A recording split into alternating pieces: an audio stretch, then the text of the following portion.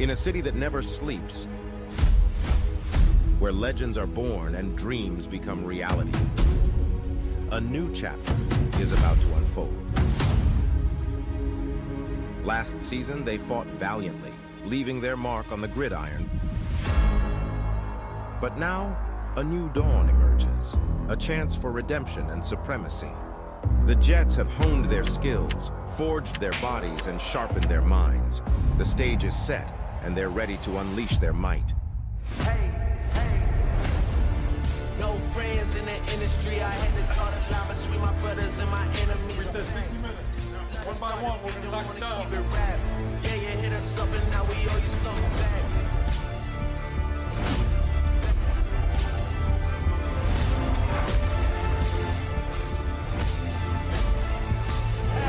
Yeah, I had to draw the line between my brothers and my enemies. My brothers and my enemies. My brothers and my enemies. Yeah, I know hey, yeah. No friends in the industry. I had to draw the line between my brothers and my enemies. A fact. Let us start if we don't want to keep it rap. Yeah, you hit us up and now we owe you something back.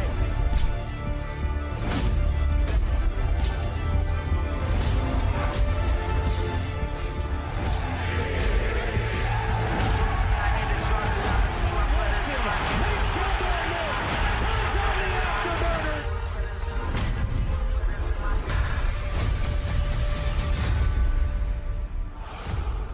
We're gonna be great, man. I can't wait.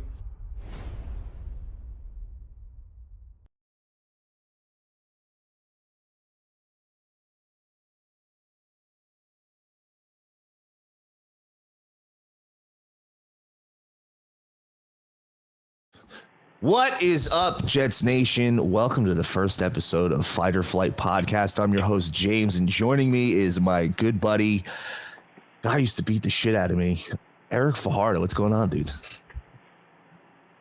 What's going on, man? It's been a long time coming. Glad we finally got to go, and I'm ready to talk some Jets, talk some fighting, whatever we got on the docket here. So, yeah, we're going to have a lot of fun in this show. I think there's a huge void in the market. There's tons of great content creators in the Jet space that I've been watching for years, and we'd love to have those guys on the show in the future.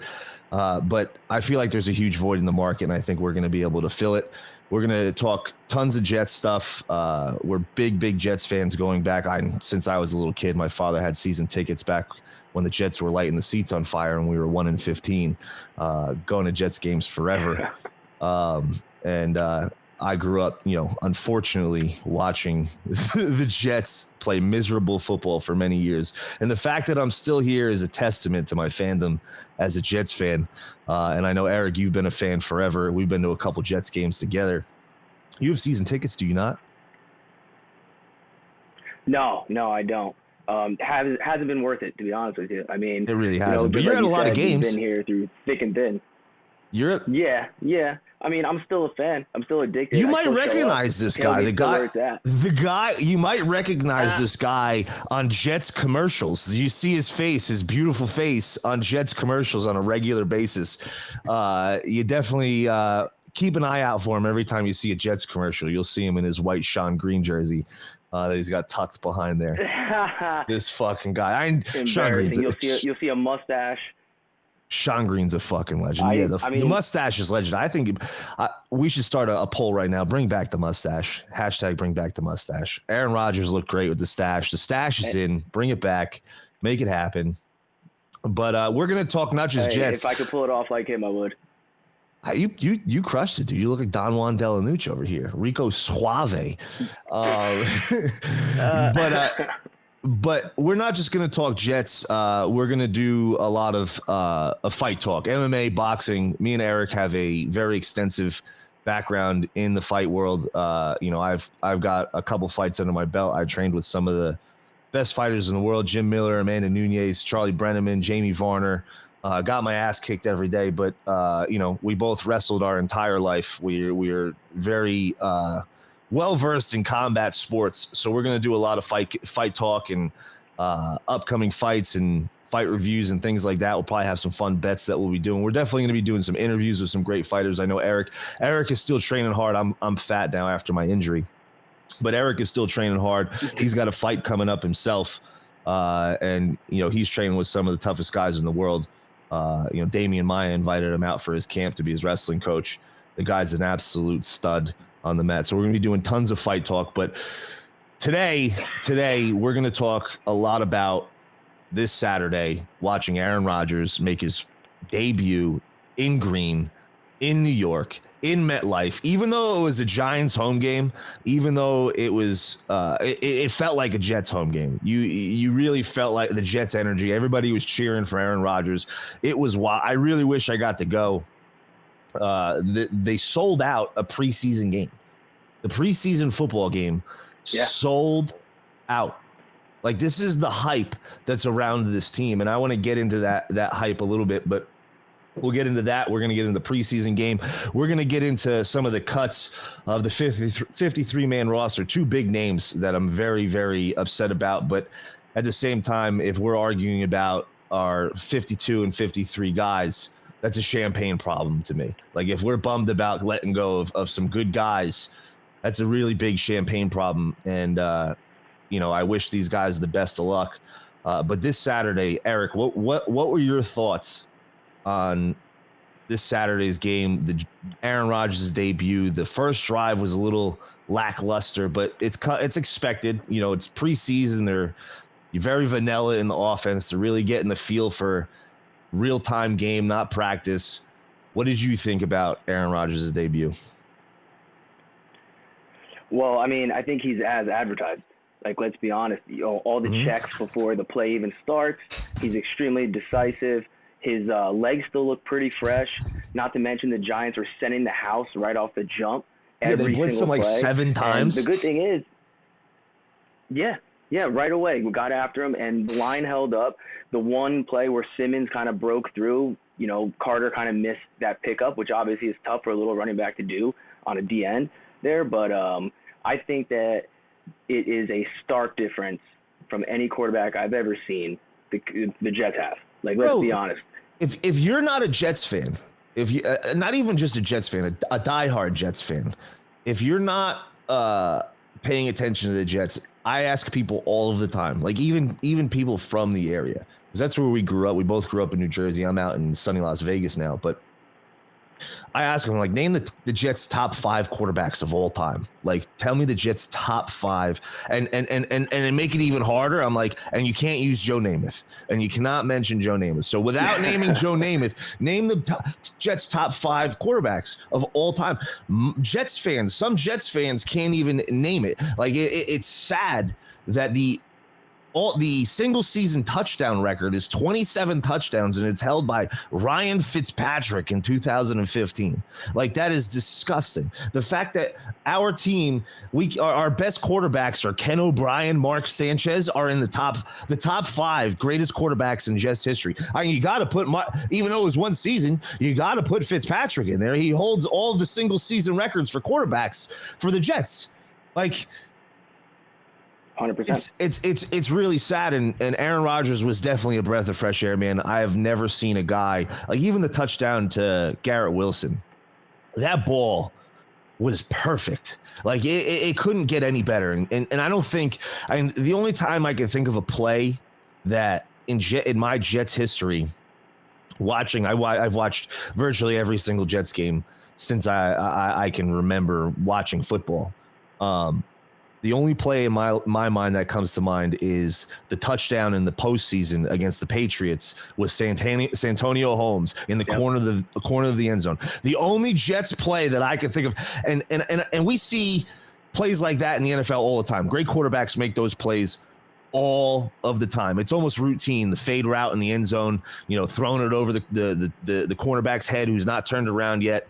We see it all the time, but you never see it with the Jets. Like, I constantly remember saying, like, why do we never throw fade routes? Like, why do we never test the cornerbacks? 1, because we don't have a quarterback who could throw it. 2, besides Brandon Marshall and Eric Decker, we really haven't had the depth at wide receiver. And Corey Davis, he was okay, but he was never on the field. And he didn't have anybody to throw him the football. He really didn't. I was actually excited for Corey Davis this year, having a good quarterback in his career. He's never really had good quarterback play. But I hope everything with him is okay. We haven't really gotten any updates on his retirement. I think there's more to this story than we're being told. But on Saturday, Aaron Rodgers looked like Aaron Rodgers, like MVP Aaron Rodgers, not just like, and that's what I hate about all of these analysts on the NFL right now. It drives me absolutely insane. Oh, Aaron Rodgers is washed. Aaron Rodgers is old. Aaron Rodgers is not the Aaron Rodgers that Green Bay had. You hear it constantly from everybody, from Joy Taylor, from Colin Coward, from the First Talk guys. Like, they're all a bunch of the only person that I think is giving Aaron Rodgers the credit that he deserves is what's his name, the quarterback that was on the Lions. He's on ESPN a lot. Orlovsky. Yeah, Dan Orlovsky. Thank you. Orlovsky. He's the only guy that's giving the Jets any credit whatsoever. And we're going to get into the defense because I think the defense is the key to winning games for us. You know, the offense is just a bonus. Having Aaron Rodgers is just a bonus. We're going to win games strictly on our defense this year and not even need Aaron Rodgers to score touchdowns because the defense is that good. But strictly speaking, Aaron Rodgers and the offense, Aaron Rodgers, he's 1 year removed, literally 1 year removed from back-to-back MVPs. And last year. And let's be honest, though. It's a good thing that we don't have the Aaron Rodgers from the Green Bay Packers because the reality is he wants to be here. He didn't want to be there last year. Great point. He didn't trust the organization. He didn't trust the players. He wants to be here, and you can see it. The poise in the pocket, the confidence, the way he's lifting up guys like Mekhi Becton and the other people on the team just by giving him mentor, by giving them support, emotional support, whatever, input on technique, whatever the case may be. He wants to be here. So I don't want the Aaron Rodgers from last year. I want this Aaron Rodgers, and I think that's going to be a huge difference. 100%. And you could really see it watching Hard Knocks. It's really cool. You know, Al Woods is like, I don't care what everybody says about Aaron Rodgers in the media. Aaron Rodgers is cool as fuck. Like, you hear shit like that and you watch him mentoring guys like Zach Wilson, who the entire team wore Mike White t-shirts last year. Like, the entire team. Oh my God. Wore Mike White t-shirts. Like, I thought that was there's no coming back from this. Like, you can't survive this mentally. Like, I couldn't imagine being in this kid's shoes. I couldn't imagine it. All of a sudden, all of your teammates are wearing the guy who's here to take your job's shirt. Everybody's wearing it, and Aaron Rodgers is taking this guy under his wing and showing him the ropes. And I give him tons of credit because I don't think he got that much with Brett Favre, as much as he said Brett Favre was a great guy, but he even says, he's like, Brett Favre didn't really like talk to me in that way. He just would do it by example kind of thing, and I got to watch. You could see him coaching up Zach Wilson. You could see him coaching up guys like Mekhi Becton and putting them in the right spot. But you have to remember, it is the honeymoon stage. It is the honeymoon stage. And to those people that say Aaron Rodgers is going to turn really quickly, I laugh at them because I don't think what they thought about Aaron Rodgers is actually true. Like, I think the media's perspective of Aaron Rodgers was completely bogus and nonsense. His teammates loved him. But at the same time, if guys are not running the right route and they're dropping balls, what Randall Cobb said in Hard Knocks, like, guys, he will not throw it to you. Aaron does not like to throw interceptions. He does not like to have Aaron throws. He's not going to throw you the ball if you make the mistakes that you guys are making now. So hearing that from a veteran like Randall Cobb, who's clearly Aaron Rodgers' best friend, they've been friends forever. That's a very telling statement. Like, our guys are still not where they need to be. And I'm very interested to see how Aaron Rodgers is going to react when it comes down to crunch time, comes down to game time, when things actually matter. Well, that's how he should react. Agreed. That's how we should react, though, right? You want to be a championship team. Look at Brady. You how many videos of Brady are there of him screaming and jawing at his team? But they love him. Why? Because he wins them games. If you have that high expectation, you have a high standard, which it's clear Saleh is implementing now that we got to see it in Hard Knocks. Everyone talked about how he doesn't hold the players accountable. It's clear he does. He doesn't throw them under the bus, but he holds them accountable. The whole culture is shifting. and we have high expectations. So either get in line and do your job correctly, do the best of your ability, or fucking sit on the bench. Plain and simple. 100%. That's how championship teams are made. Look at Jordan. Jordan was the same way. I was just gonna say that is the perfect example, because you really think about Michael Jordan after watching The Last Dance and his teammates and the way he talked about him, and they hated him, and it brought him to tears. Like, it really you could see it bothered him that his teammates didn't like him. In hindsight, after all of these years, but at the same time, we're having an issue. Hold on, I apologize. I'm trying to what time is it? 3:15. We're having an issue. Save. With the live on YouTube. Hold on.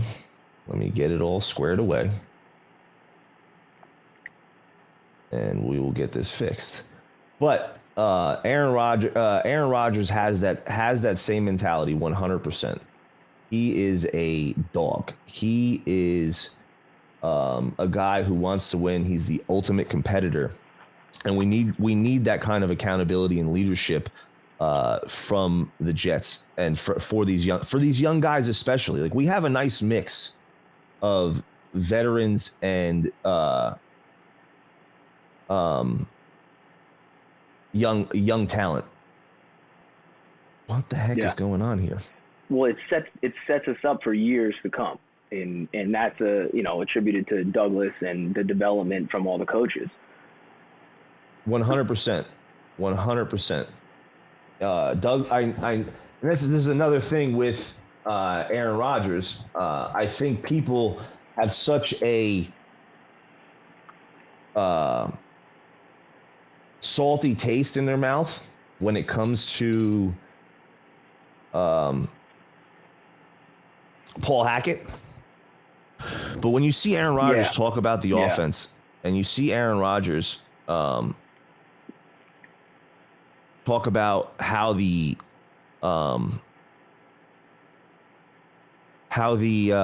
what's it called was created, the offensive playbook. Him and Hackett did Zoom meetings, and they created it themselves. Okay, here we go. Here we go. The effort. Here we go. What time is it? Okay. There we go. Boom. And we are good on YouTube. We had someone in the chat saying, "What's going on? We're trying to watch." And we got it fixed. Caitlin O'Brien. Shout out to Caitlin O'Brien in the chat. Appreciate you letting us know. First time on YouTube in a long, long time, let me tell you. You may recognize me from my other show that I cannot mention on the YouTubes. But it's been a long time. So, like I said, Aaron Rodgers is the Aaron Rodgers of old. He was hurt last year. He had a broken thumb on his throwing hand. He was really struggling with his young offense, and he was really frustrated that the front office wasn't giving him the weapons that he needed. Like, they drafted Christian Watson last year. They drafted Romeo Doubs, but I feel like it was too little too late. Like, they needed to do this a year ago instead of drafting his backup 2 years ago. Like, I get it. That's how the Packers, that's how they operate. They did it with Aaron Rodgers and Brett Favre. They've always operated that way. And quite frankly, that's probably why they're a winning franchise, and they've been winning for so many years, and they do those types of things. But at the same time, Aaron Rodgers is still playing at a very high level. And I don't think that they expected him to get back-to-back MVPs those years. Like, I don't think they expected him to play at that level. And I think that's because he had the chip on his shoulder, because they were ready to move on from him. He's like, oh no, I'm going to show you that I could still fucking play. And Eric, I'm interested to hear, and we'll probably talk about it more next week, because we're going to do a full preview of the Monday night game, and that's coming up in 2 weeks against the Buffalo Bills. But I think Aaron Rodgers is going to throw upwards of 40 touchdown passes this year. Like, I really do. I mean, it sure looks like that. Like, let's be honest. I mean, he's putting the ball right where it needs to be with everyone.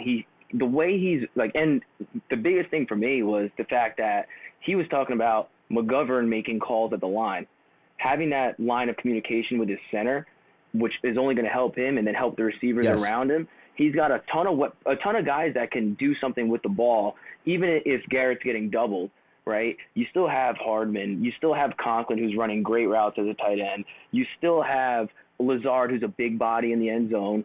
If we keep a guy like Gibson, he's another speedster. He's going to put the ball in people's hands, and he's going to make people stars. That's what he does. Or Brownlee, yeah, exactly. He's going to make people stars, and that's what he's done his whole career. And then you forget about our backfield, dude. Like, I don't think people realize. Because maybe a lot of people didn't watch Jets games last year. But Breece Hall, before he got hurt, was the number one running back in football. He was unstoppable. Yeah. The reason why the Jets won in a 6-game skid was because there was no more Breece Hall. Breece Hall was no longer on the team because he got hurt in Week 7 against the Denver Broncos. It was a devastating injury. He literally minutes prior ran a 70-yard touchdown to take the lead, and we would have lost that game if he had not scored that 70-yard touchdown because we could not score after that. We went 6 weeks without scoring a freaking touchdown, and it's because we didn't have a guy like Breece Hall. A guy like Breece Hall, he makes the offense much better because you got to account for him. Not only can he run the ball down your throats and rip it off for 70 yards and go for the home run, but he can also catch the ball out of the backfield. So you have to decide as a defense, whether you're going to load 8 in the box and make sure you stop Breece Hall. And forget, we haven't even mentioned the new addition, Dalvin Cook, who's 5 years in a row, 1,000 yards, 4 Pro Bowl seasons. He's an All-Pro. The guy's unbelievable. We haven't even mentioned him. We're just talking Breece Hall, and he's coming back from an injury. I think he's going to have his impact more in the later in the season, personally. But he's still somebody that you have to account for. He's still a player that is going to be able to make plays.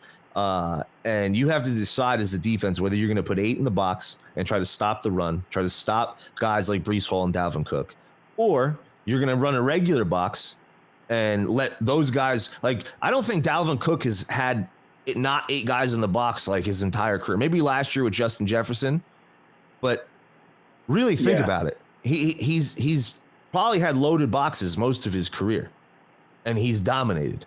Yeah. And what's the defense going to do when we split Breece Hall wide and then have Dalvin Cook in the backfield? Or run 2 back and sets. And you still have Garrett on the other side. Yeah. You know what I'm saying? Like, it's going to be ridiculous. It's going to be ridiculous. And as long as the line has to be league average. Give Rodgers. You saw the way he was getting the ball out, the way he can still zip the ball while backpedaling. So he's going to go to his checkdowns. We have tight ends capable of dealing with that, and now running backs. So we're jumping all over the place because I do want to talk on our backfield for a minute because Aaron Rodgers we talked about him, but it's a really great point what you just made. It's a really, really great point. And I think a lot of people forget that our offense, even Jets fans forget this, was decimated last year. Nobody was healthy. George Fant hurt the entire year. AVT played every position on the offensive line at an all-pro level and then got hurt. And he was out for most of the year. Right after Breece Hall got hurt, AVT got hurt. Like, AVT would have been an all-pro lineman last year. And then we had McGovern. He played solid. He wasn't great. And I was actually hoping that Tippmann would win the job going into the year. And they haven't announced it yet, but hearing Aaron Rodgers talk about McGovern making calls makes me believe that he's going to be the center, starting the center, which is fine. If he actually earned the job, then give the guy the job. Don't give it to the young kid just to give him experience. Like, if he's clearly the better lineman, now is not the time to let the lineman, the center, learn on the go, 100%. But we have to start out fast. We have to. And Laken Tomlinson was great on the 49ers. He was an unbelievable lineman on the 49ers and hasn't performed up to his expectation as a Jets lineman. And last year he was the only lineman that stayed healthy. He was the only lineman that we had that was able to stay healthy. Everybody else got hurt. Max Mitchell is great depth. I think when he played his rookie last year and before he had his blood clot, I think he was outperforming his draft position, and he played very well in the time that he was he was clearly a rookie, but he performed pretty solidly. So to have him as a backup is really good. I think we have some depth this year. Dwayne Brown played unbelievable last year. I did not expect a guy of his age to step in and play left tackle at the level that he played it at, and then did it on a hurt shoulder on a team that had, they could have made the playoffs if they had won one of those games, but one game, that's all they needed. But let's be real. We all knew if they got into the playoffs, like it was just like a victory lap for us. Like, hey, we got into the playoffs. But the guy, excuse me, the guy who I'm most excited for this season on the offensive line is Mekhi Becton. I am ecstatic to watch this guy play. I can't tell you how. Absolutely. I literally watched him in preseason, not last. He played well, very, very well with the first team at right tackle, but his first go at right tackle against the Bucs 2 weeks ago, he really showed something to me. He was pancaking guys left and right, just steamrolling motherfuckers, and he showed me that he still has it in the tank if he wants it. And I think it's all in his mindset. I really do. I think his mindset is not there. And if this kid can stay healthy, because he's still a kid, dude. He's like, what, 24 years old, 25 years old? He's so young. Like yeah. He's a monster. He's a huge, massive human being, even after losing 50 pounds. And he was moving bodies around at the right tackle position like it was easy. Like it was like a kid. He was like a grown man and a bunch of kindergartners around him. He looked really, really good. And if he can stay healthy, he can stay on the field, I really think he can perform well at the right tackle position and really put some guys on their ass. And with our running backs, with Dalvin Cook, with Breece Hall, they're going to be fresh. We still have Michael Carter. We still, we lost Zano and Bam Knight, and we'll talk about that in a minute. But we have Izzy. I think when he gets healthy, if he's, have you seen what the report on Izzy is? No. It was saying like a contusion, so like a bruise, basically, like a deep bruise. So. But either way, that's a home run hitter right there. You could see he could ball, he could play, and this is why I think Bam Knight got cut. But with our offensive line, with our running backs, I think our running backs are going to be able to create opportunities, and you're not going to be able to load 8 guys in the box, so guys aren't going to be able to fill holes as quick as if it was 8 guys in the box. And then you have to worry about our wide receiver weapons. You can see the connection being built with Aaron Rodgers and Garrett Wilson already. It's already there. Like these guys are already on the same wavelength. Yep. And people are not factoring in with our offensive line. I don't think I've heard anybody say this. Guys like Aaron Rodgers, guys like Tom Brady, guys like Patrick Mahomes, they're able to they're so good at reading defenses at the line of scrimmage. They're so good at figuring out where defenses are going to be and calling hot routes and calling these plays because he already knows what they're going to do. And he's able to get the ball out of his hands. And we could see it in this last preseason game. They blitzed him 7 times. And he got like even that fade route. Like I think that fade route was supposed to be a little bit longer developing. Like he was supposed to hit him in the end zone, not on the 2-yard line where he actually caught it. Yeah. And because of the blitz, he had to get the ball out of his hands quickly. And look what he did. He threw a fucking laser. He's able to pick up the blitz and get the ball out of his hands and cover for a lackluster offensive line. And I don't think we're going to be that lackluster. If our guys are healthy, like if they're all healthy, and this is the NFL, I'm not keeping my hopes up. I think some guys are going to get hurt. I think we made it through preseason very unscathed, very blessed this year as far as our injuries go. And but I think Aaron Rodgers is going to be able to disguise our offensive line much better than people think and people give him credit for. 100%. And on that fade, I'm pretty sure they checked out of a run. They saw it that they were bringing the house. I'm pretty sure they checked out of the run. He gave a signal to Garrett Wilson, and Garrett Wilson just broke outside release, right up the sideline. The guy's facing Garrett.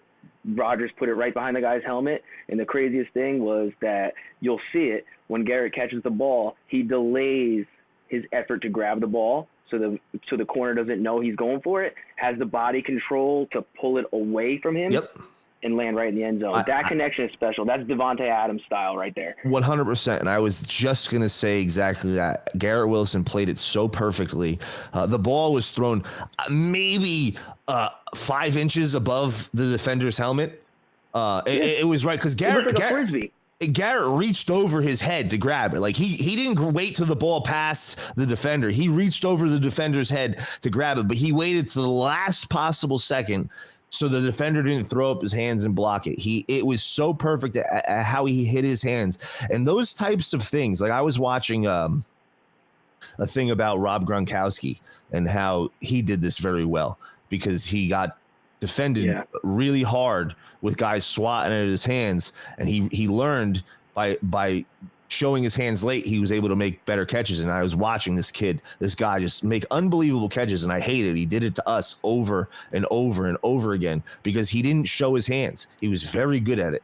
And Garrett Wilson being in his second year, granted, he's the rookie of the year, but these are types of moves like Randy Moss used to do it all of the time. Like you'd watch Randy play, and the ball will be thrown to him, even a deep ball where he's got the guy beat by like a step and a half. And there's no way if it's thrown where it's supposed to be, he could just like hold his hands out while he's running and catch it. That's how open he is. He'd wait to the last possible second. Even that one-handed catch against Revis. Remember that one-handed catch that he finally beat Revis? Yeah.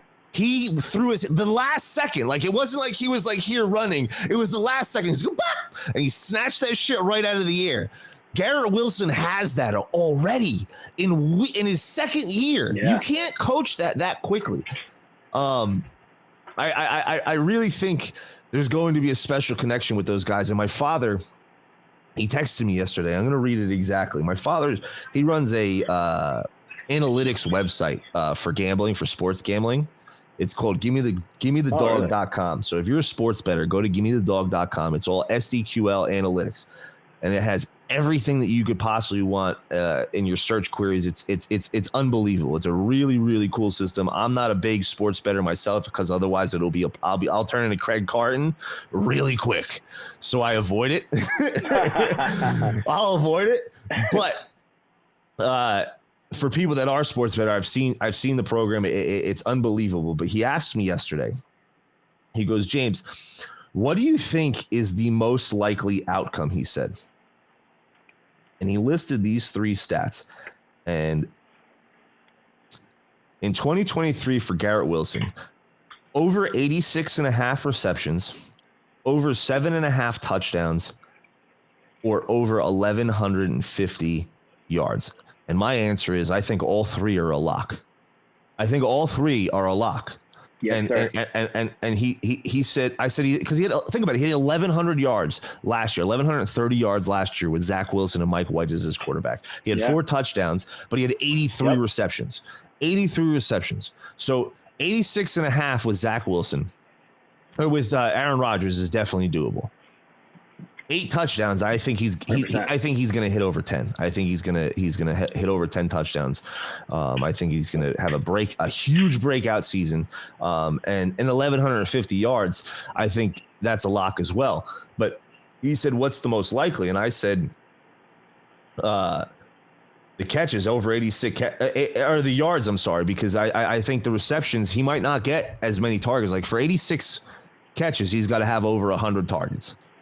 And 115 targets to get 86 catches. We have so many weapons, dude. We have so many weapons. Breece Hall's going to catch the ball out of the backfield.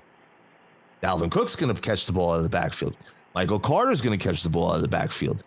Alan Lazard's definitely going to get some balls. Mecole Hardman, I wouldn't be surprised if he's going to get designs like Deebo Samuel, a lot of end arounds and a lot of, screens and things like that. Design plays for him to just get the ball in space and make people miss. I guarantee it. He's going to get some targets.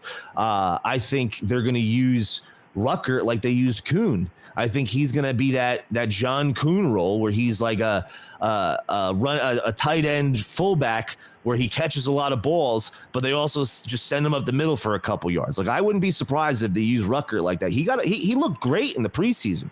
He really did. But I just don't see him. I wouldn't be surprised.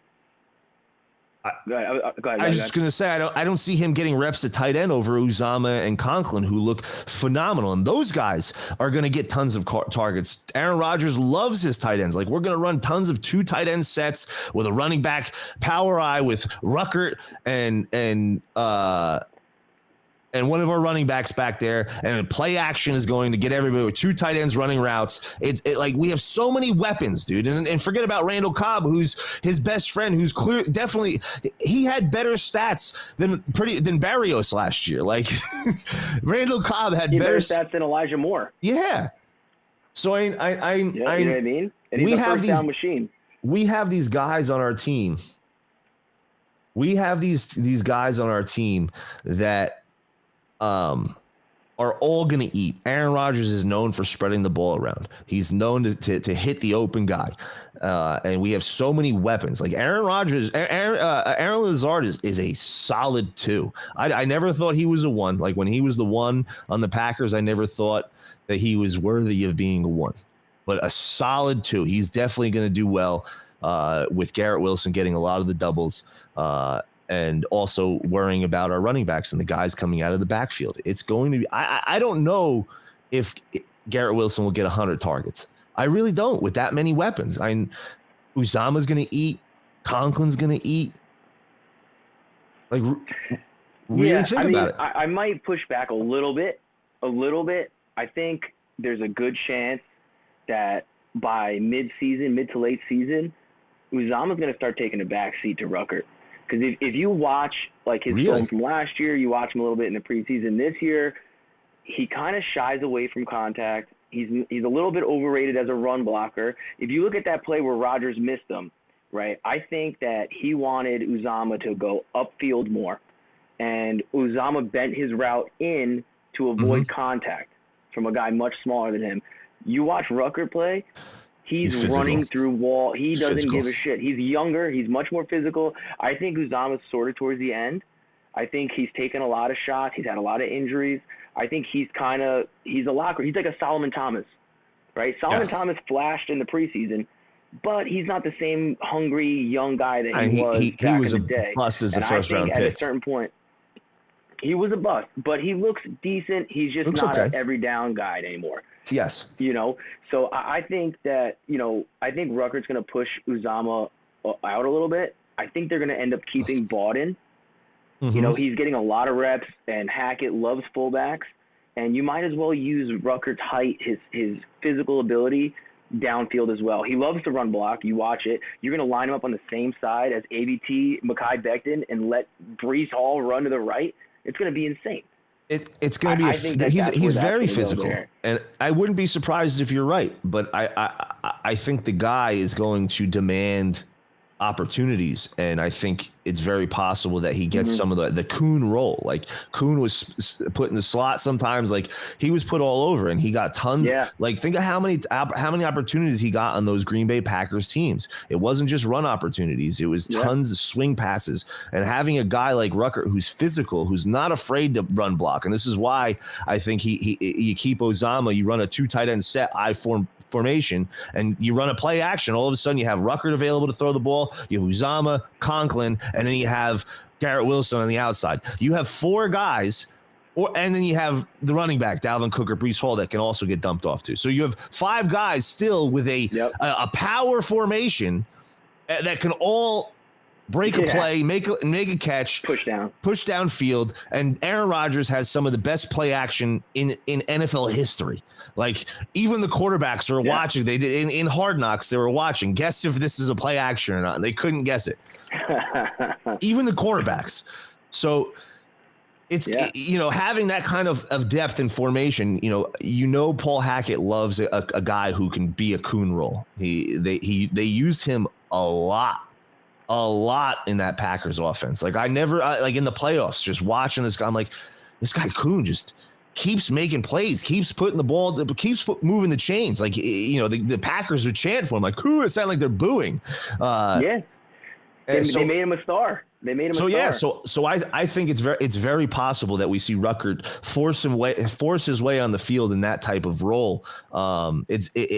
We haven't seen it yet, but who knows? Because I think Uzama's going to get the number 2 tight end looks early on in the season, and if they do make that transition to putting Ruckert at the second tight end spot, I think it'll be midway through the season. I think that's not a bad take, but he's just playing so well right now. I just think he's forcing his way on the field, and I think that's a perfect role to put him in. Yeah, and it's kind of meeting the standard of the team, right? The all gas.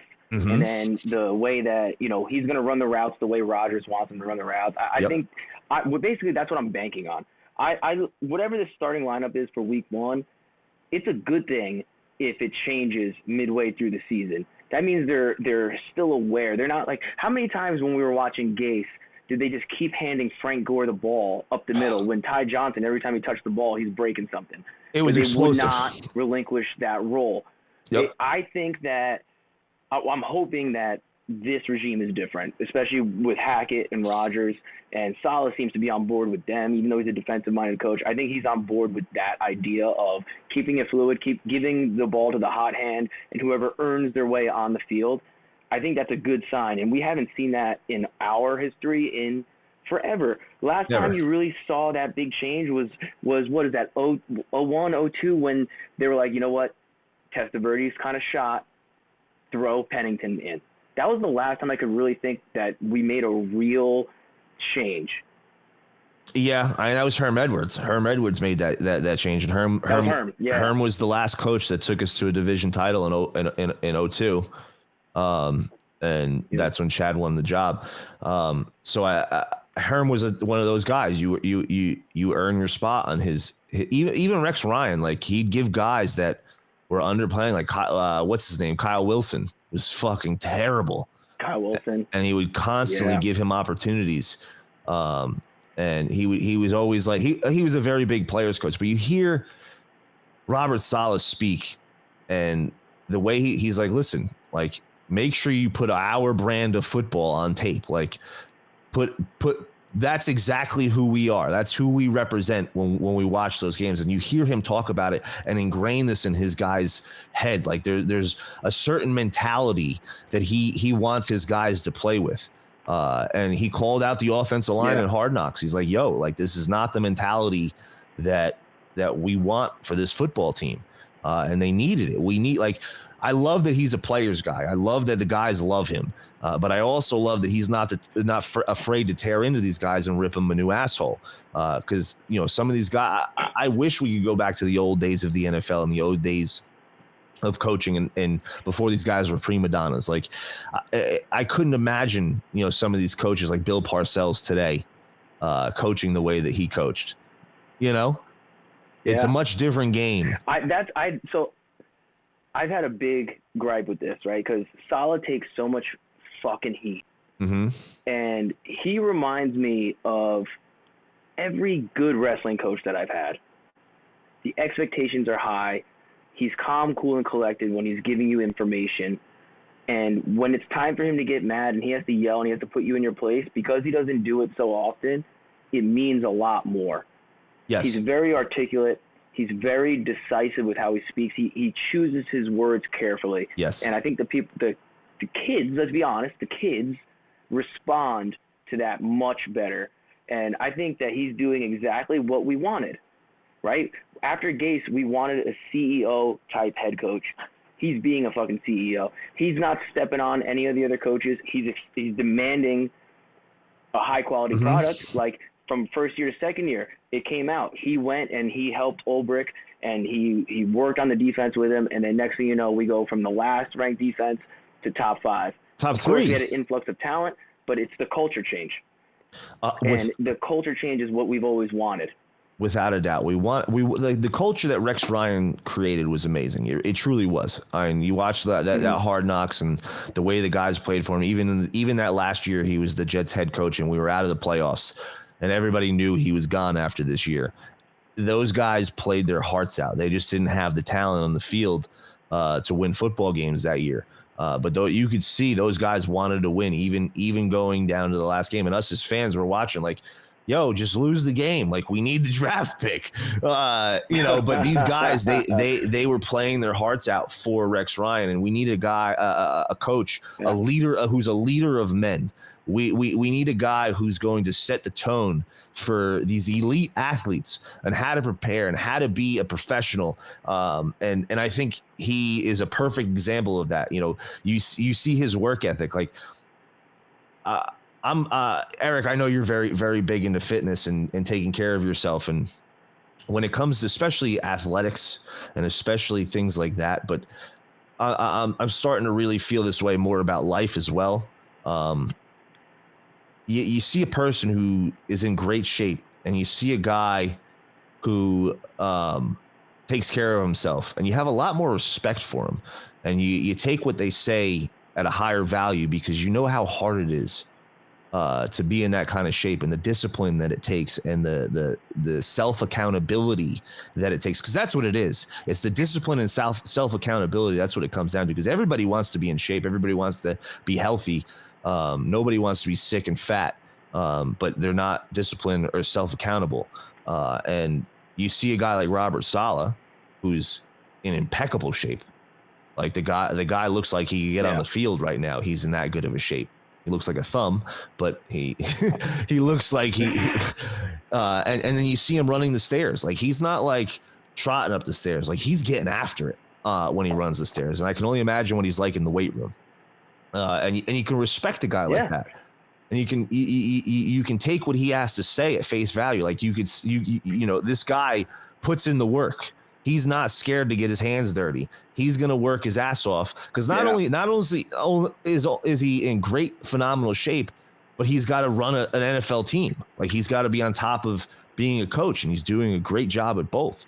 And he has a family of 7 kids. Like, that's the thing. And like, that was the other thing that irked me. It's like, people were calling him soft. I'm telling you right now, to be in the shape that Robert Saleh is in, you got some fucking demons. You got some dark shit. You have some self-accountability. You have something that you're fighting. And his attitude shows it. And you could see it on the sideline when it's time for him to explode. I mean, there was times last year where I thought he was going to fucking body slam a referee. Like, he is that guy, man. Yes. And just 100%. Because he doesn't throw his players under the bus in front of the media doesn't mean he's not hard on them. And you could see it, and you see the guys like Elijah Moore, Denzel Mims, you see them break.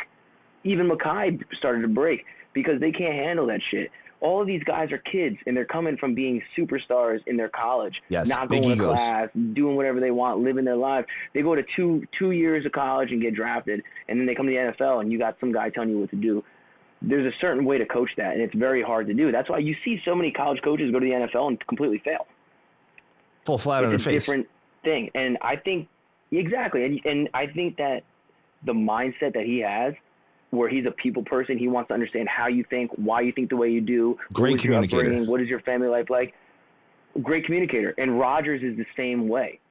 And now you add those two together, it's like a match that no one would have thought would have been this good. A defensive-minded coach and Aaron Rodgers have the same exact mindset, but to different sides of the ball.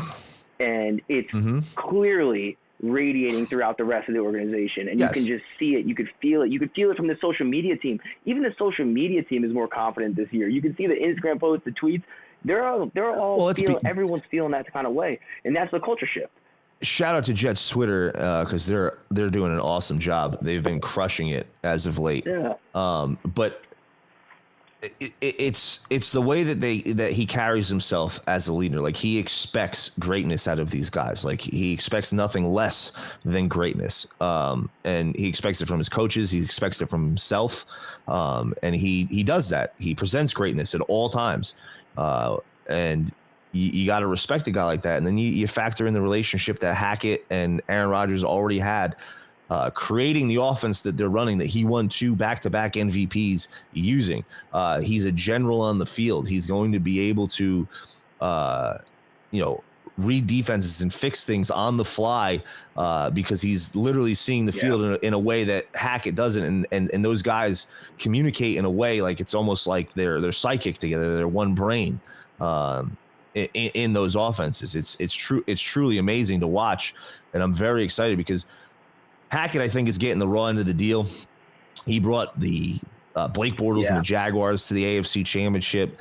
He's a great OC. And to your point about head coaches, it's not just college guys that come out. It's coordinators as well. I think a lot of coordinators, they're not good head coaches. There's some guys like Todd Bowles. He is not a head coach. Like he's in Tampa. He was one of our head coaches. That's why Brady's not playing this year. He's terrible as a head coach. Look at their defense. When Tom Brady was there, their defense was phenomenal. They were flying all over the place. They were playing for the guy, but he's just not a good head coach. He should stick with defense. It happens all of the time. And I think that's very, very possible with Paul Hackett. Maybe he's not a head coach. Maybe he's a coordinator and he's able to just create great offenses and schemes for offense. So I think that's going to be a phenomenal combination. And I think our offense is going to surprise a lot of people. And we're going to talk some fantasy on this show as well. Me and Eric are in a fantasy league together. Our draft is actually next Monday. So we got to figure out timing with that. That's right. But I'm very high on a lot of Jets offensive players. Like I'm very, very high on a lot of Jets offensive players, and a lot of the analysts aren't as high as I am. I think our offense is going to surprise a lot of people, and to transition into our defensive topic, because our defense, I think, is the trophy of our team right now.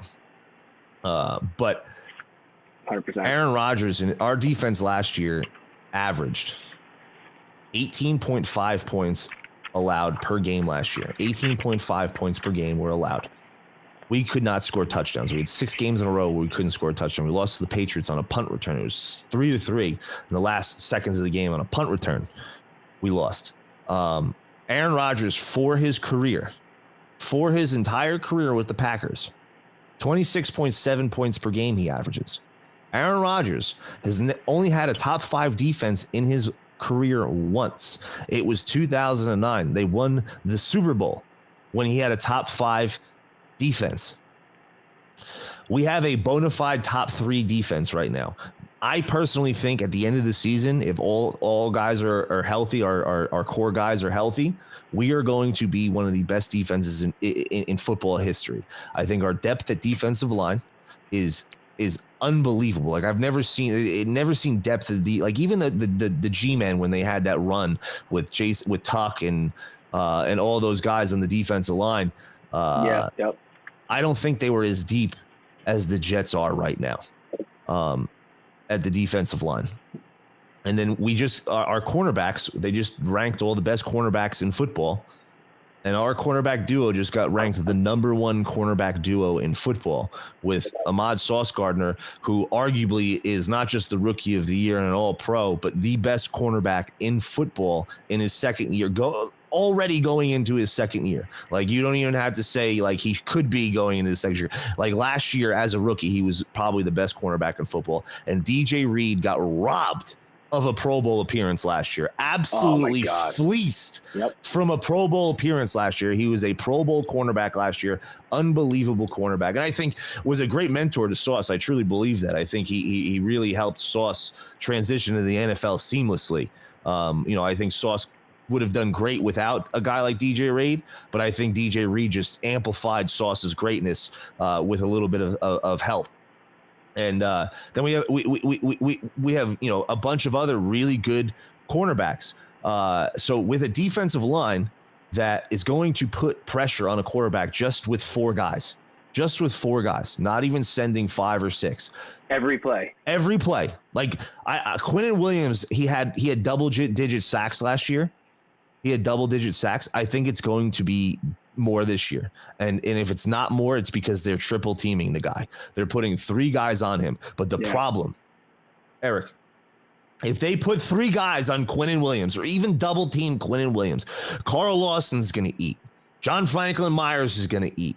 Then you got Will McDonald, the rookie, who looks so explosive. And I'm very interested to see his snap share in the offense. I'm very interested to see how much he's in there. If he's on only a third down guy in passing situations where he's able to pin his ears back and go, or late in games when we're winning and we just need guys to put pressure on, or is he going to get first and second down reps and be in there with the Quinnen Williamses and the John Franklin Myers? Then you got Carl Lawson. He's going to eat. Then you got Breece Huff, who I think is so underrated in passing down situations. I think he's in the NFL. I think Jets fans, we know how good Breece Huff is. I think Breece Huff has earned his spot on this team. I think the guy, he was so explosive getting to the quarterback last year, and we saw it again this preseason. He was all over the quarterback in preseason, and we cannot forget our sophomore first-round pick from last year, Jermaine Johnson, who has jumped off the screen, absolutely exploded onto the scene, and I think is going to be a game wrecker and turn into one of the top defensive end talents in football this year. Maybe not the best, but a top 5 guy who is going to dominate and put up double-digit sacks. Like, can you name a year where the Jets? I can probably name 1 or 2. Where the Jets had defensive ends and defensive line talent like this, where you were like, holy crap. Not with this much depth. We had Chris Jenkins, and we had Sean Ellis, and we had Muhammad Wilkerson for a couple years was solid before he got paid. John Abraham, he was probably the best defensive end that we ever had. And I really think it was, not that we've ever had, but, going back to the sack exchange, this is probably the best defensive line unit that we've ever had. And I'd be very interested to see how they compare in numbers, because I think Will McDonald's going to get 5-6 sacks minimum this year. It's very likely. I mean, I'm very curious because, for one, with Lawson dealing with the injury, right? He might not be out there week 1, which is fine. There's a good chance that JJ kind of just solidifies himself there. And then we're talking about, like, when you're thinking about Bryce Huff and Will McDonald, they're essentially playing the same position, right? That third down, pin your ears back, rush the quarterback kind of guy. I'm curious to see how they split those guys. I think JJ is going to be working in with the ones. I'm not sure about Carl Lawson. The back thing scares me because backs are very tricky. And if you saw the footage of him, I think, what was it, last week running, he looked really stiff. He looks like he's getting spasms. There's something going on there. And if he's not full tilt, he's useless, because the best thing about him is how he's all gas. He's super high motor, go crazy. I think super the way athletic. JJ took a step in a way that it's like he's more well-rounded than Carl. He was always a good run defender. Now he's added pass rushing moves. He's added size. He's added skill, and he's getting to the quarterback. And he's bigger. There's a good chance that he just totally overtakes that. And then now now you're giving Carl limited reps, which is probably better for him. And then you're cycling in Will McDonald and Bryce Huff. So it's going to be super interesting how they split this up. I'm very interested in Robert Saleh has, even last year and the year before, been very almost over-rotated our defensive line. Like, that's always been, and he did it with the 49ers as well. Like, he likes fresh guys. He likes guys that are fresh, that are going to give max energy and not too tired, because they just, it takes a lot of energy, battling these 370-pound offensive linemen trying to get through them. You got to exert a lot of energy. You have to be extremely explosive. So to be able to have this kind of depth where we're sitting here speculating, like, who's going to be on the field? Like, I know Will McDonald is, pin your ears guy, get the quarterback, but I think he can do that in regular situations. Like, I think he can blow up runs. I think he can, he's that athletic. He's that much of a freak of an athlete. that he can get opportunities there. John Franklin Myers severely underperformed last year after he got paid. I was not high on his work last year. I really think I had a lot of expectations for him last year, with our defensive line and the way our defense played, that he was going to be the unsung hero and really eat up all the open blocks that Quinnen was taking up, because Quinnen was getting doubled and tripled last year. So I really am interested to see the timeshare that Will McDonald's gets. I think you're right that JJ is going to steal Carl Lawson's spot, but at the same time, Carl Lawson's going to get plenty of playtime. Brees Huff has always been a third down guy. That's his role. Like we know he's not a very good run stuffer. He really struggles in those situations. So he's going to be in third and long, third down situations. He's earned his spot, man. He every time he's on the field, I hear his name being called every time, and it's always in passing situations. But he's always around the quarterback. He's always causing havoc, pressuring, whether it's causing a quick throw, and that's what our defensive line is going to do. Like, our defensive line is going to make you throw the ball inside 3 seconds, 2.5 seconds, and if our cornerbacks only have, especially if we're playing with leads. Yes. Oh yeah. We never play with leads. We're playing with leads. They have to throw to catch up.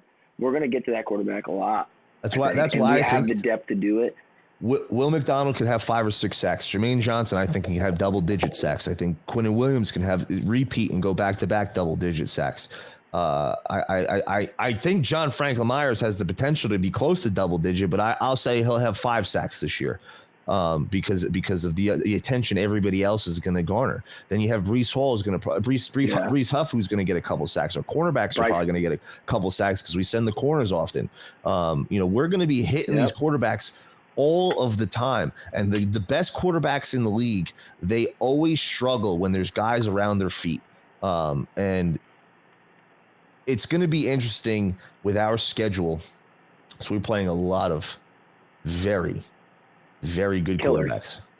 We are playing all of the best quarterbacks in the league are on our schedule. Joe Burrow, Patrick Mahomes, Jalen Hurts. We play them all. We see them all this year. And I think Jalen Hurts is the one who scares me the most because he can move. Similar to Josh Allen. Yes, but Josh Allen, the Jets defense really, really frustrated Josh Allen last year, not just in the game that we won, but in the game that we lost as well. You could see he was visibly flustered, and if we had any semblance of an offense, we would have swept them last year. No question. Our defense shut them down last year in a way that we've never seen the Bills offense be shut down. They dominated everybody on offense. And even last year in a down year. Quick, hold on. I'm going to need a quick piss. I'm not going to lie. A little unprofessional, but keep going on about this guy. First episode jitters, this guy. First episode. Guy, I've done 5-hour episodes. But the Jets are going to be very exciting, ladies and gentlemen. Our defense is going to cause tons and tons of problems for every single offense that they face. They're going to have to get rid of the ball very quickly. They're not going to have time, and our cornerbacks are going to smother wide receivers, even the great wide receivers that we face. Let me bring up the New York Jets schedule, and let's go over it real quick. New York Jets schedule. Here we go. We are here, and let's go. Let's see what we got here while we wait for this guy. NewYorkJets.com. Here is our preseason. Week 1, as we know, we're going to go over week 1 next week in detail and what to expect. But we got Buffalo week 1. Josh Allen, top quarterback in the league. Dallas Cowboys, week 2. Dak Prescott is definitely in the top half of quarterbacks in the league. I don't think he's the guy personally, but he has a ton of hype. Then we got the New England Patriots with Mac Jones. Mac Jones is definitely not a top quarterback in the league, but at the same time, it's the New England Patriots. They are a rival, and we have not beaten the New England Patriots in like 14 in forever. 14 games, something like that, 18 games. When was the last time we beat? Something like that. Something ridiculous. It's super embarrassing. With Fitzpatrick. with Fitzpatrick was the last time, 2015. Yeah. Then we play Patrick Mahomes and the Kansas City Chiefs. A already Hall of Fame resume out of Patrick Mahomes. Like if he retired today, he's a Hall of Famer. And we play them Sunday Night Football week 4. So already the schedule is rough. Tons of top quarterbacks. But I really think our defense is going to be a huge problem for Patrick Mahomes. He's going to struggle. He doesn't have the weapons that he once had. And Travis Kelce, I think our linebackers cover very well. CJ Mosley is a very good cover linebacker. And I think we're going to be able to put a lot of pressure on Patrick Mahomes with just 4, and he's going to really struggle. Then the Denver Broncos are a interesting game, a very, very interesting game. Not only do we have Sean Payton's comments about Paul Hackett, the subtle jabs, but the Broncos are interesting to me because you have to give credit to Sean Payton. He's a solid coach. He's a very good coach. Well, he's a Hall of Fame coach. He's a Hall of Fame coach, yes. Comes from the Bill Parcells tree. He's a great coach. And Russell Wilson, besides last year, has been a phenomenal football player. MVP caliber quarterback. Last year was absolutely atrocious. Does he repeat? Do we see the Russell Wilson of last year, or do we see the Russell Wilson of years prior? And if Sean That's Payton, literally what you're betting on. Yeah, if Sean Payton can get the old Russell Wilson out of Russell Wilson, the Broncos are going to be a tough team because they have a very good defense.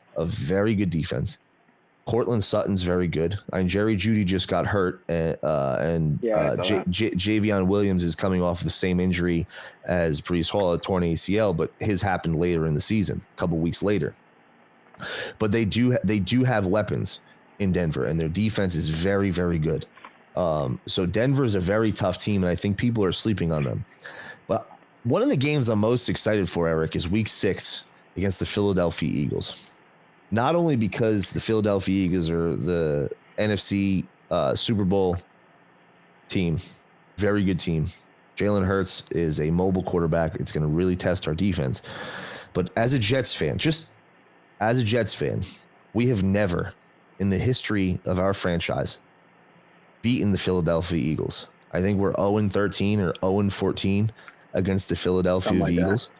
And it's embarrassing. Like being from New Jersey, there's a lot of people that are Eagles fans, especially South Jersey. Yeah. I know a ton of Eagles fans. And anytime I want to talk shit on the Eagles, I'm like, man, I better shut the fuck up. Like I can't say anything. Because we've never in the history of our team, which we're one of the first founding teams in the NFL, the modern day NFL, as an original AFL team, we've never beaten the Eagles. And it's embarrassing. So that game I'm very, very excited for because I want that first win. I want it really, really bad, dude. Really bad. Like this is one of the games that I like. The Patriots and the Eagles are two of the top games that I want to win, and not just win, a statement win in those games to make up for the amount of torture that we've seen, because Eagles fans have been just rubbing it in our face forever. Then we got it's going to be a tough one. Oh, it's going to be a tough. I will say this. I'll take the win in the Super Bowl. I'll tell you that.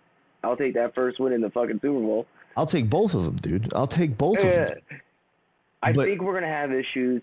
It's going to come down to our linebackers and safeties. When it comes to these mobile quarterbacks like Josh Allen, you're going to think Jalen Hurts, because the line is going to get a crazy push, right? The quarterback's going to step up and look to run right away. They're going to run it spread. They're going to get our linebackers all over the place. And we saw a bunch of times last year, guys like Quincy are either hit or miss. Either they take a terrible angle and then the quarterback gets another 10 yards, or he just plays. He plays hard. That's why I like Quincy. He plays hard. He goes all gas 24/7. But and you're hoping for a jump in skill, which is very possible because he's been getting coached up now. 2-3 years, something like that. Yep. And absolutely. You have to believe in the defensive coaches, which we have no reason not to. And he's gotten better every year. Like that's his trajectory. He has gotten better every year. He hasn't made a decline in any way. He's always been better year after year, which is a good sign. So maybe this is his breakout year where he really makes a statement as a solid linebacker in the NFL. Maybe not a top tier, but someone who can potentially be a Pro Bowler every once in a while. Get 1 or 2 Pro Bowls under his belt, kind of thing. No. But dude. If we could beat the Eagles, man, I will be so excited. Because the Eagles might not make the Super Bowl this year. We might not have another opportunity for another 4 years to beat the Eagles. Like I don't want to wait another 4 years to be able to for the Eagles not to be able to tell me that we've never beaten them in the history of our history. Like that's ridiculous. That's the most ridiculous statement ever. And I think we're one of the only franchises that doesn't have a win over another franchise. Wow. I don't think there's many other franchises that have played that have 0 wins against an individual franchise. I'd actually be interested to look that up. But then week 8 is another big win. Week 8 is very important, which we should win. The Giants, I think, are a little overhyped. They're a good team. I think they're a very good team. Well coached. They're Daboll is a very good coach. Yep. I think you can see the decline that the Bills offense made when Daboll went to the Giants, and the Giants literally had nobody on the roster last year. Like that, I expected them to be the bottom half of the league, 5 wins at most, and they outperformed their projections by a long shot, and I give that credit to Daboll for sure.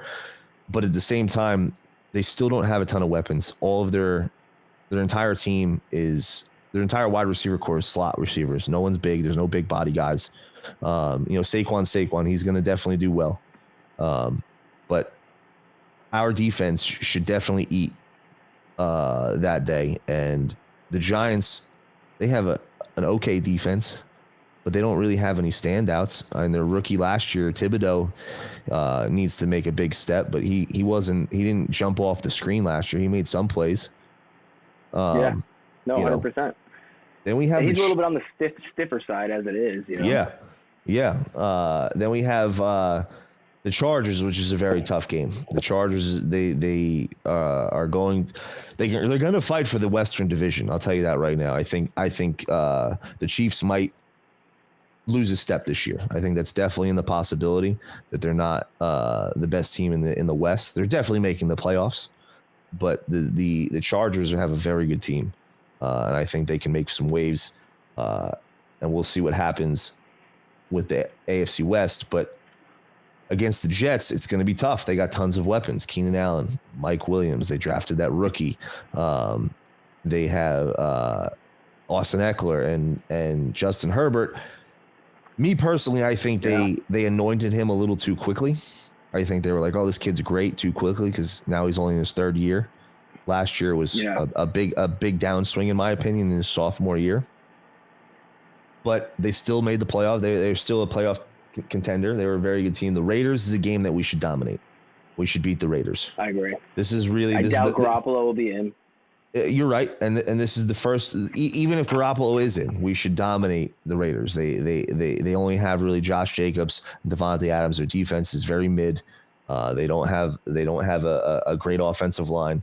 But the Raiders is the first game that I'm like, okay, we should definitely win that game. We should win. I think we should win all of these games personally. I think we can win all of these games. Like I'm not being biased whatsoever. Like if this was our schedule last year, I would have been like, oh boy, we're going to lose. Like we're going to be 0-6. I literally would have said we're going to be 0-6. We did the same thing last year though. Yeah. We had a very tough schedule last year. Front half. Yeah. Dude, I bet the over on 6.5 wins last year. I bet the over, and I was like, yes, we got it in the first 6, 7, a couple weeks. But I think we can win the Bills game. We need to win the Bills. No, the Bills game is a must win. If we want to have the season that we want to have, we need to make a statement on opening night, Monday Night Football. We're going to really dive deep into it next Monday, but we need to make a statement Monday night against the Bills. The Cowboys, we should win. They have a great defense, a great offensive line. I don't think Dak is the guy, but we should win. We should win in Dallas. New England, we have to win. They're not the New England of old. But it is New England. It's Bill Belichick. He figures it out how to beat us every single year. So we cannot be looking at Kansas City a week in advance just because the Patriots aren't as good as they used to be. We have to have all of our attention on the Patriots, give them our best game, and we have to win that game. It's another must win that we have to win. The Chiefs game, we can win without a doubt. We can beat the Chiefs. No question in my mind that we can beat the Chiefs. But it's going to be very tough. It's going to be very tough. And if we want to be at the end of the season, we want to be one of those teams that's in the conversation for the Super Bowl, this needs to be a very competitive game. If we lose, it needs to be close. It needs to be a very close game where it's down to the wire. And Patrick Mahomes needs to be Patrick Mahomes to win the game.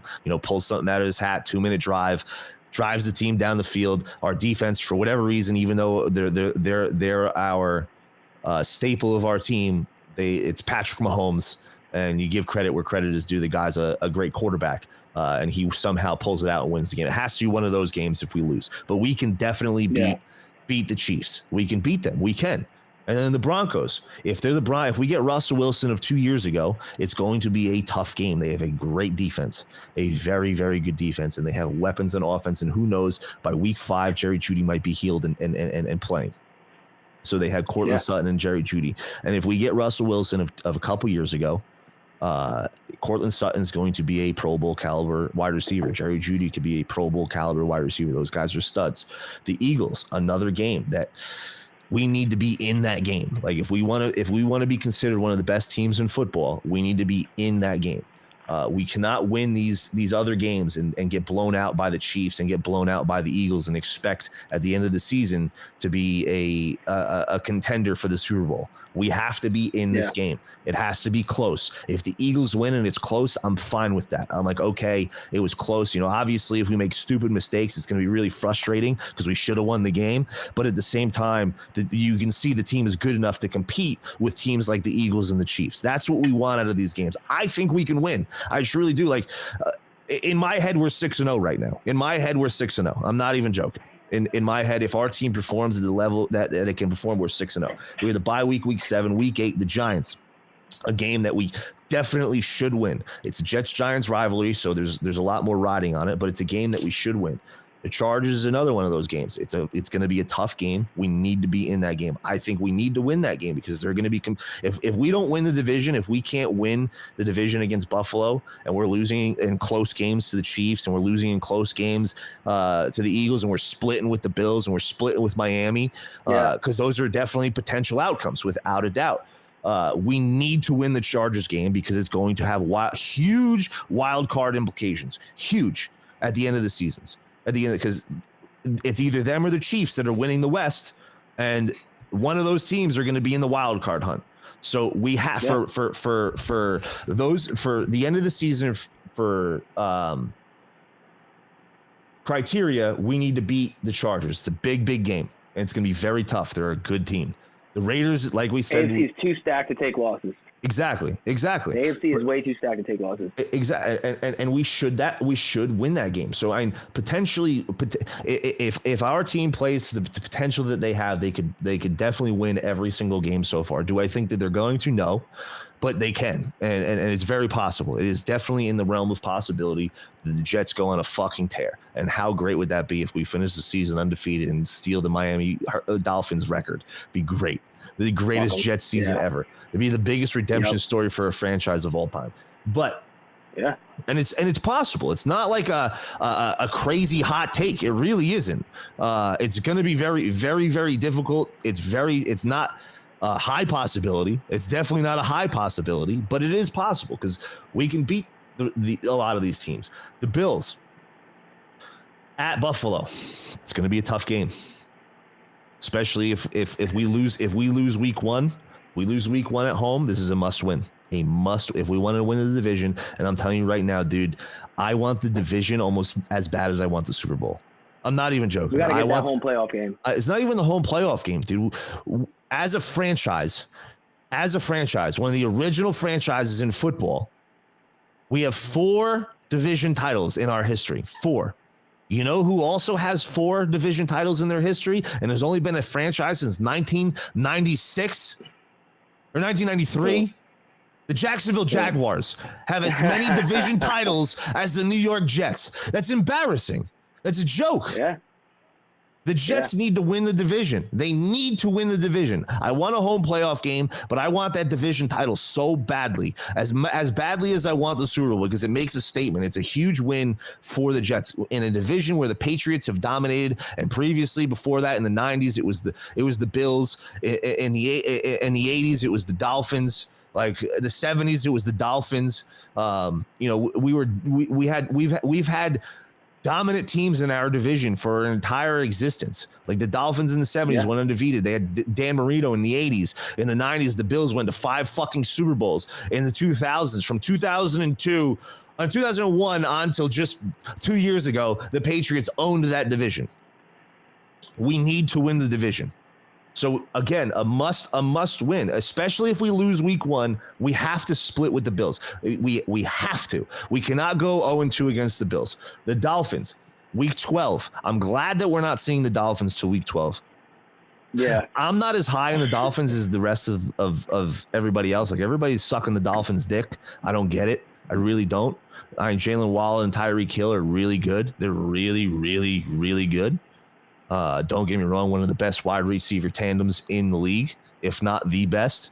Tua, I don't think is that good. Their offensive line. I don't think he may not even be playing by week 12.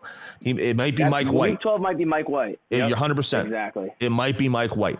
But at the same time, they have tons of weapons. They're running backs. I have no idea who is starting running back for the Dolphins. Is it Jeff Wilson? Mostert? Is it Mostert? Or are they going to go with the guy who's 180 pounds and Devin Achane? Yeah. Like he's literally like 180 pounds. It's all speed guys. It's all speed guys. Listen, Mostert is a good running back, but is never healthy. Jeff Wilson's a pretty solid running back, but is never healthy. And Achane is a rookie who literally weighs, I believe he's 182 pounds as a running back. He's 5'7", 182 pounds. Yeah, with a physical defense like ours, I mean, we're taking people out of the game every That's exactly what I'm saying. So I'm not nearly as high. And Jalen Ramsey's already hurt. He's their cornerback. They have a solid defense. It's not a great defense. I don't think it's even comparable to our defense as far as the talent we have. But it is a solid defense. They do have some playmakers on that side of the ball. They were stupid by giving up Minkah Fitzpatrick, in my opinion. I think they could really use Minkah Fitzpatrick right now and let him go to the Steelers. But granted, they got some weapons. They got some weapons, and they made it work with Minkah Fitzpatrick.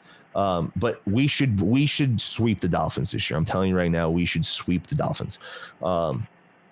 But it's a tough game. It's a game that we could definitely lose. It's an important game. Atlanta Falcons it has to be a W. Has to be a W. Houston Texans has to be a W. Both of these have to be just by the third quarter. It's like, all right, we're sending out Zach Wilson to get some reps, kind of thing. Those kinds of games where they can't score on our defense and they're just struggling. Miami, another one where we got to win. It's in Miami this time. We play them twice in 4 weeks.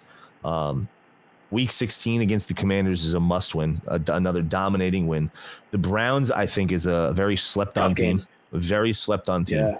Their defense is a top tier defense. I think they can very easily win a very tough AFC North. The AFC North is just as tough as the AFC East with the Bengals, the Browns, the Steelers, and the Ravens. And I think it's very possible that the Steelers could take fourth in the division for the first time since 1988. And they have a solid team. They have a top 10 defense. Their defense is awesome. And they have tons of weapons on the offense side of the ball. They just have a sophomore quarterback who is unproven.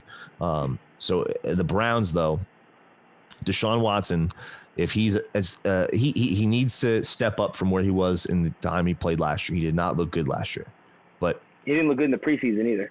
And he didn't look good in the preseason. But I'm one of those people that really takes preseason with veterans, especially a real big grain of salt. because they're trying things. They're figuring things out. It's not like they're giving their best game. They're trying to get better. So I give them the benefit of the doubt. A lot of veterans in preseason. It's really the rookies and the guys that need to prove themselves that I'm really keened in on in preseason. So I'll give him that the preseason, but he needs to really step up and be even half as what the old Deshaun Watson was, because he hasn't been close at all. But if he's half as good, he's going to be a top 15 quarterback. He's going to be a great quarterback in the league.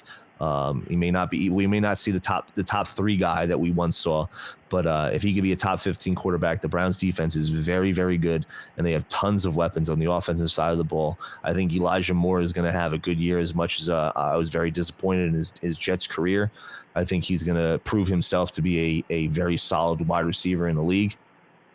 And Amari Cooper's there, and the running game is Nick Chubb is unbelievable. He's a stud.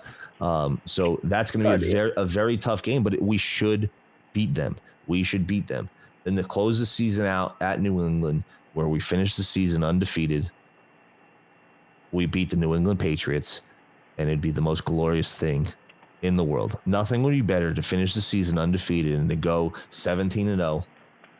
And beat the New England fucking Patriots in Week 18. That would literally be the greatest season. Like, dude, to be fair, the Jets have only had the most wins in a season. Guess what the most wins in the season the Jets have ever had, Eric? 11. Yep, 11 wins in a season is the most that we've ever had. I forget about talking about going undefeated. I want to go 13-4. I want to go 14-3. Like I want a season like that where I can look back and be like, wow, we had a really, really good special team that year, a really special team. Because those types of teams that win that many games, even if they don't win Super Bowls, a lot of them are remembered for how great they were. There's not many Jets teams. There's not many Jets teams that you can look back on and be like, man, that was a really good team. Like, man, we should have won it that year. That team was fucking awesome. I think the only year that I could say that is 98 when Finney Testaverde got hurt in Week 1. Is the only 100%. Year that, as a Jets fan, that I could say, man, we had a fucking awesome team. We should have won the Super Bowl that year. But other than that, even in 10, 09 also. I think 09. You mean 10? Oh, sorry. 09, 10. Yeah. But I think that if we would have went to the Super Bowl, I think we're beating the Packers that year in the. I do too. I do too. But at the same time, even going into that season, I had high expectations. I had playoff aspirations, but we had to face Tom Brady twice. When Tom Brady was Tom Brady, when he was the GOAT. We had Mark Sanchez, who really didn't prove himself. He just was a game manager, and we knew this going into the year. We knew he was just a game manager. We were hoping he'd make a step up. It's kind of like with the Steelers right now and Kenny Pickett, hoping that he's going to step up and be a great quarterback, but we have no idea. We just had a phenomenal defense, an unbelievable defense, and we added a few more weapons on the outside. But I don't think that I was as high on 10 as I was as 98 and as I am right now. Like I think 98, we could have got 12, 13, maybe even 14 wins that year, and 14-2. We had a really, really good football team. We lost to the Denver Broncos, the eventual Super Bowl winning champions the year before, and we came out flat the first half. If we performed the same way in the second half as we did in the first half as we did in the second half, we would have dominated that game. But we blew it. We fucking blew it, as usual. We've been there. But I'm, as a Jets fan, this is the most excited I've been for a season, I think, in my entire life, even more so than 98. And I was very excited for 98. I agree. I mean, it's a different quarterback. It's a different culture. It's a different energy surrounding the team. And I think it's like the perfect first episode. It's just like recapping what this is, what this feels like. Yeah. You know what I mean? Not even analysis-wise, just what this feels like. And it feels like something special. And Jets fans say every year, this is our year, this is our year. I mean, even though last year, like, if we're being honest, we should have swept the Bills and we should have swept the Dolphins. Obviously, Jets shit happens. This year doesn't feel like Jet shit is happening. this shit feels real. Not And, just I couldn't not be more just excited. not just swept those teams. Like we should have been a playoff team, and we should have been a Super Bowl contender last year with the defense that we had. We didn't have to score much points. We really didn't. Our offense was so inept. It was so bad. We're going to definitely do tons of analysis. We're going to, look at some coach film on the show and break down some individual players for sure. We're going to have a lot of fun on this show. It's going to be professional, but we're going to let loose. It's going to be like Pat McAfee meets the Jets.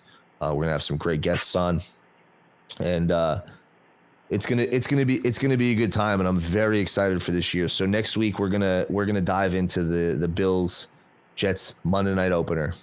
And next week, I think, Eric, we got to do predictions. We got to record predictions. Yeah. We'll do some, stat predictions with some of the guys. And we'll hold ourselves accountable at the end of the year and see how close we were with our stats. So we got to make sure that we save them and see how close we were. We're going to have a lot of fun talking Jets football. Hopefully, and I think, I don't think we have to hope that hard, but hopefully we win a lot of football games. We win a lot of, if we start the season 2-4, or even 2-3 or 2-3 and 3-3 would be a big disappointment, in my opinion. I agree. Still gonna hold on hope though, because that's what Jets fans do, man. Fuck it, I'm all in. I don't give a fuck what happens. I'm here. I'm believing in Rodgers. I'm believing in Salah. I'm believing in the defense. They'll make the adjustments. Even if we get in as a wild card, we're figuring this shit out. I'm ready. Eric, to roll, we made it this far as Jets fans. We're still here.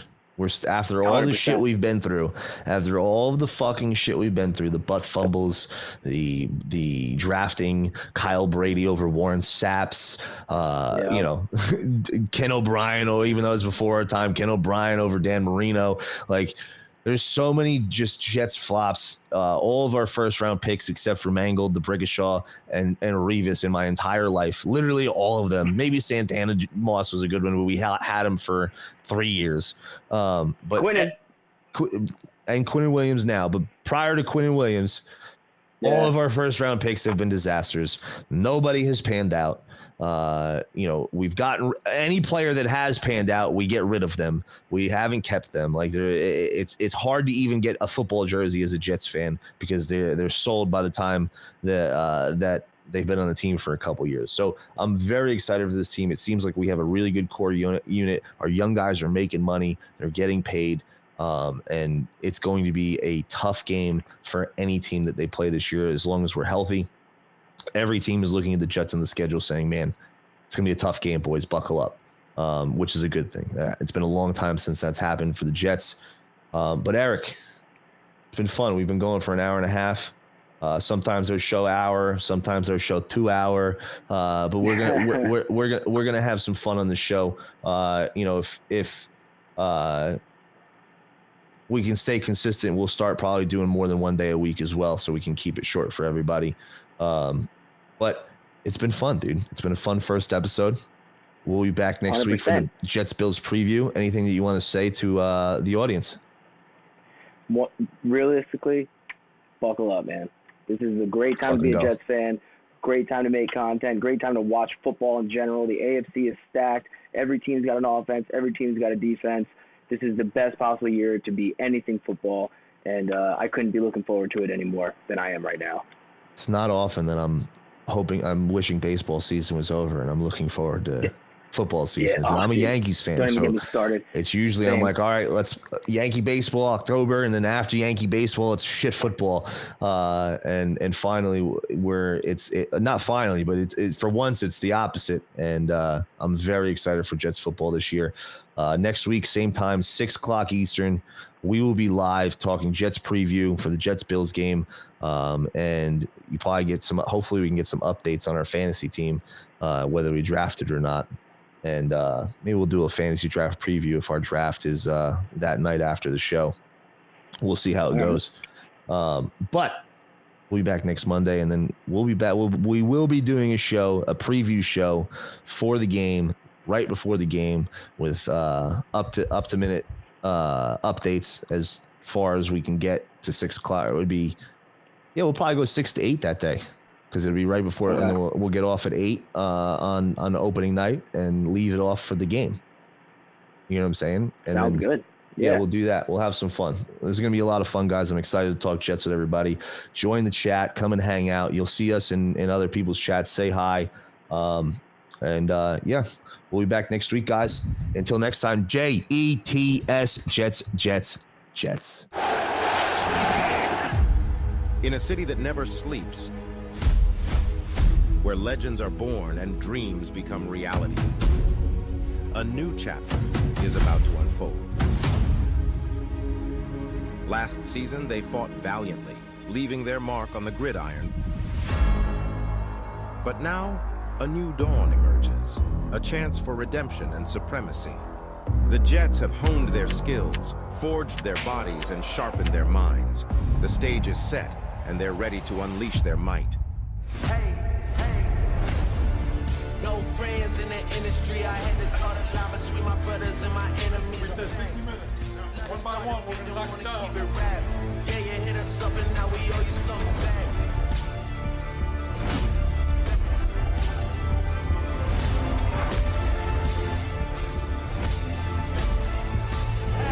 Yeah, I had to draw the line between my brothers and my enemies. My brothers and my enemies. My brothers and my enemies.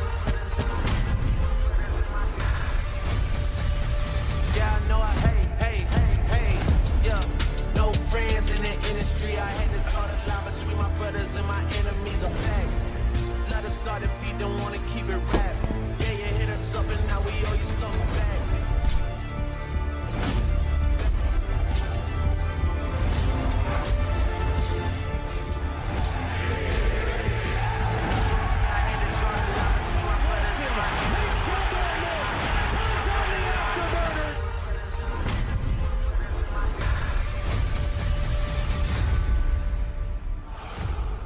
We're gonna be great, man. I can't wait.